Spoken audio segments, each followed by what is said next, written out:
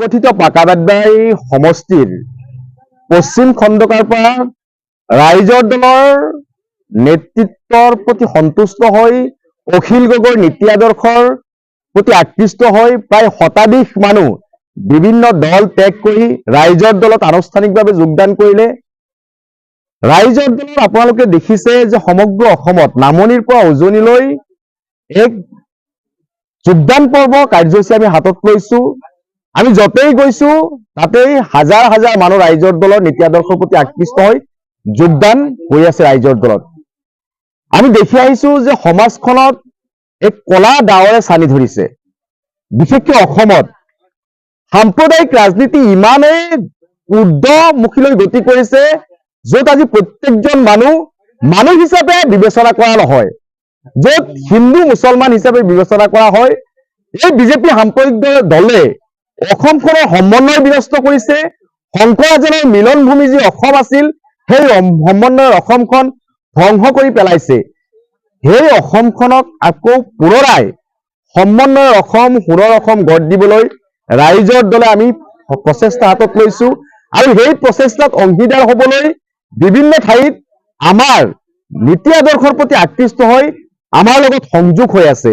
এইবাৰ পাকাবাদ্দাৰীত আপোনালোকে চাব যে সমগ্ৰ অসমত যেনেকে যোগদান পৰ্ব চলি আছে, সেই পাকাবাদ্দাৰীতো এক ৰাইজৰ দলৰ ঢেউ ইতিমধ্যে লক্ষ্য বিভিন্ন সংবাদ মাধ্যমে আপোনালোকে লক্ষ্য কৰিছে যে আমাৰ পাকাবাদ্দাৰী সমষ্টিত এক নতুন দিগন্তৰ সূচনা কৰিবলৈ ৰাইজৰ দলে কাম কৰি আছে আৰু ইনশাআল্লাহ ৰাইজৰ দলে অনাগত 6 মাহৰ ভিতৰত সৌক্ষেত্ৰী সমষ্টিয়ে নহয় অসমৰ প্ৰত্যেকটো সমষ্টিত অসমৰ আটাইতকৈ শক্তিশালী সংগঠন ৰাইজৰ দলটো প্ৰতিষ্ঠা কৰিবলৈ আমি নিশ্চিতভাৱে সক্ষম হ'ম আৰু এই দুৰ্নীতি, ভ্ৰষ্টাচাৰী, হিটলাৰী, স্বৈৰাচাৰী সাম্প্ৰদায়িক ৰাজনৈতিক দল বিজেপিত অসমৰ বুকুৰ পৰা উফৰাই পেলাবলৈ আমি নিশ্চিতভাৱে 26ত সক্ষম হ'ম।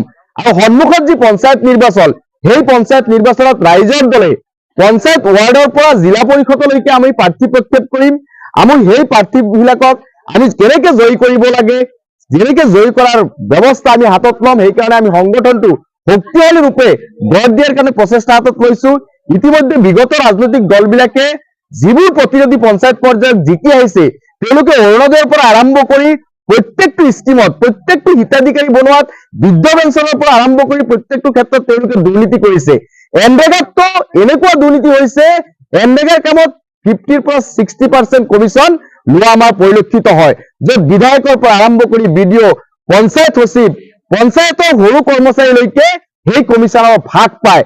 আৰু এইকে আমাৰ পইচাৰে যি আমি টেক্স দিওঁ সেই টেক্সেৰে চৰকাৰী ৰাজভোগ টনকিয়াল হয় আৰু সেই ৰাজভোগৰ পৰা আমাৰ কামৰ কাৰণে যিবোৰ টকা ৰাইজৰ কামৰ কাৰণে বণ্টন কৰা হয় সেই টকা কিন্তু একাংশ নেতা, একাংশ পাৰী নেতা, একাংশ প্ৰশাসনৰ আমোলা বিষয়ে কিন্তু লুটি ফুটি খাই আছে। সেই দুৰ্নীতিবোৰ নিৰ্মূল কৰাৰ কাৰণে এই পাকাবাদ্দাৰী সমষ্টিৰ প্ৰতিটো ৱাৰ্ডত আমি ৰাইজৰ দলে প্ৰাৰ্থী প্ৰক্ষেপ কৰিম। আমাৰ যিহেতু দুৰ্নীতিৰ ক্ষেত্ৰত কৃষক মুক্তি ৰাইজৰ দল কেতিয়া আপোচ কৰা নাই, নিশ্চিতভাৱে এইবাৰ ৰাইজে আমাৰ প্ৰাৰ্থীসকলক বিজয়ী কৰিব আৰু পঞ্চায়তসমূহ পুনৰ পঞ্চায়ত হ'ব। কাৰণ কৰোৰ কৰোৰ টকা পঞ্চায়তত আহে। আজিকালি এনেকুৱা নজিৰ আছে 1 লাখ টকা আহিলে 10,000 টকা কামো কিন্তু এনৰেগাৰ কাম নহয়। গতিকে এই দুৰ্নীতিবোৰ বন্ধ কৰাৰ কাৰণে আমি এইবাৰ উঠি পৰি লাগিছো, য'ত ৰাইজে স্বতঃস্ফূৰ্তভাৱে আমাক সহায় সহযোগিতা কৰিছে। কাৰণ আপোনালোকে জানে যে আমাৰ দলৰ বা আমাৰ সভা সমিতিত কোনো ধৰণৰ গাড়ী ঘোঁৰাৰ যোগান ধৰা নহয়, কোনো ধৰণৰ বিলাসিতা নাই, কোনো ধৰণৰ খোৱা বোৱাৰ ব্যৱস্থা কৰা নহয়। তথাপিও নিস্বাৰ্থভাৱে আমাৰ মাজত আহি ৰাইজে ৰাইজৰ দলত যোগদান কৰি আছে। এইটোৱে প্ৰমাণ হয় যে আজি প্ৰায় 100 অধিক মানুহ ইয়াতে যোগদান কৰিছে। মাত্ৰ ইয়াতে ৱাৰ্ড লেভেলৰ ৱাৰ্ডৰ এটা অংশ লৈ আমি এইখন সভা আয়োজন কৰিছিলো। এইটো কোনো ডাঙৰ সভা নহয়, এইটো ৱাৰ্ড পৰ্যায়ৰ এখন সভা, তাতে 100জনতকৈ অধিক মানুহ যোগদান কৰিছে। আমি যেতিয়া বিশাল যোগদান সভা বৰপেটা জিলাত আয়োজন কৰিম তেতিয়া দেখিব এক গণ বিস্ফোৰণ হ'ব আৰু সকলো বিৰোধী সেই পুৰণা প্ৰতাৰক ৰাজনৈতিক দলবোৰ, যি ৰাজনৈতিক দলবোৰে ইমান দিনে অসমৰ ৰাইজৰ লগত প্ৰতাৰণা কৰি আহিছে, বিভিন্ন প্ৰতিশ্ৰুতি গৰাখহনীয়াৰ পৰা আৰম্ভ কৰি বিভিন্ন নাগৰিকত্ব সমস্যাৰ পৰা আৰম্ভ কৰি যিবোৰ প্ৰতিশ্ৰুতি তেওঁলোকে পূৰণ কৰিব বুলি মিটিঙত ডাঙৰ ডাঙৰ ভাষণ প্ৰদান কৰিছিল, কিন্তু তেওঁলোকে এটা প্ৰতিশ্ৰুতি প্ৰদান কৰা আমাৰ পৰিলক্ষিত হোৱা নাই। ব্ৰহ্মপুত্ৰ খননৰ কথা কৈছিল, খনন কৰা নাই। 15 লাখ টকাকে বিজেপিয়ে একাউণ্টত সোমাই দিয়াৰ কথা কৈছিল, সেয়াও নিদিলে। যিবোৰ ধন সম্পত্তি ভাৰত ভূমিত আছিল সেইবোৰ বিজেপি এটাৰ পিছত এটা বিক্ৰী কৰি ভাৰত ভূমিখন তছনছ কৰি দিয়া হৈছে। গতিকে বিজেপি দলৰ অশোক শৰ্মাই কংগ্ৰেছত যোগদান কৰিলে, গতিকে ৰাইজৰ দলৰ ফালৰ পৰা আপোনালোকে কি মন্তব্য? অশোক শৰ্মা ডাঙৰীয়া চাওক, বিজেপি দলৰ যি শেহতীয়া স্থিতি, পুৰণা নিস্বাৰ্থৱান কৰ্মীবিলাকে বিজেপিক এই পৰ্যায়লৈ লৈ আহিছে আৰু হাৱাৰ পৰা আহি কংগ্ৰেছৰ এগৰাকী কুখ্যাত অপৰাধী দুৰ্নীতিৰ মহানায়ক হিমন্ত বিশ্ব শৰ্মাই তেওঁ আহি মূল গাদীখনকে দখল কৰি লৈছে, য'ত পুৰণা বিজেপি নিস্বাৰ্থৱান বিজেপিৰ এতিয়া বিজেপিত কোনো মূল্য নাই। তেওঁলোকে জাতিটোক যিহেতু তেওঁলোকেও ভাল পায়, জাতিটোক উদ্ধাৰৰ কাৰণে তেওঁলোকে বিজেপি দল কৰিছিল, তেওঁলোকে বুজি পাইছে যে বিজেপিৰ দ্বাৰাই জাতি উদ্ধাৰ নহয়, বিজেপিৰ দ্বাৰাই অসম উন্নয়ন নহয়, তেওঁলোকে অকল দুৰ্নীতি কৰিব, হিমন্তই অকল কমিশ্যন ল'ব।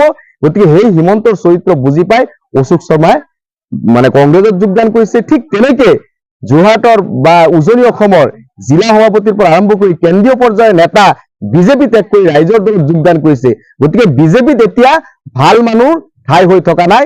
এই সাৰদা কেলেংকাৰীৰ নায়ক, বিভিন্ন অপৰাধজড়িত গোচৰৰ নায়ক, বিভিন্ন দুৰ্নীতিৰ নায়ক, কমিশ্যন খোৱা অসমৰ সেই সাম্প্ৰদায়িক, একমাত্ৰ সাম্প্ৰদায়িক অসম মাতৃৰ ভূগৰ্ভত জন্মলাভ কৰা কুলাংগাৰ সেই হিমন্ত বিশ্ব শৰ্মাই আজি বিজেপিত সোমোৱাৰ পিছতেই বিজেপিত থকা নিস্বাৰ্থৱান ব্যক্তিবোৰ বিজেপিৰ পৰা ওলাই আহিবলৈ আৰম্ভ কৰিছে। এয়া নজিৰ হে অশোক শৰ্মা এটা সাধাৰণ উদাহৰণহে।